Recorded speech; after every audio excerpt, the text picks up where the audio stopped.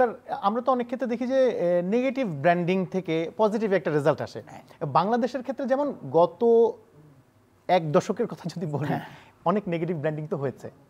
এখন এইটাকে আমরা বদলাবো কিভাবে? এইটাকে আমরা কিভাবে মানে 180 ডিগ্রি অ্যাঙ্গেলে ঘুরিয়ে ফেলতে পারি? আপনি তো কর্পোরেটে অসংখ্যবার এই জাদু দেখিয়েছেন, আমরা কি এরকম কিছু এক্সপেক্ট করতে পারি যে কি করা যেতে পারে? দেখেন, আমি বলি যেটা হচ্ছে যে আমরা যে আমি মানে আমি একটা পার্টি বিলং করি। আমি ম্যাডামের বিএনপি চেয়ারপারসন উপদেষ্টা, আপনি জানেন। কিন্তু আমার যেটা বলার কথা যে আজকে যে জিয়াউর রহমান মানে তারেক রহমান সাহেব যেভাবে দেশটাকে পরিচালনা করার অনেক কথা কিন্তু বলতেছেন, যেটা আপনিও শুনতেছেন আমিও শুনতেছি। তার মধ্যে একটা 31 দফা উনি একটা দিয়েছেন। আমরা কিন্তু সাধারণত কোনোভাবে ঠাট্টা হিসেবে নেই, 19 দফা দিয়েছে, 31 দফা দিয়েছে, 6 দফা দিয়েছে, 32 দফা।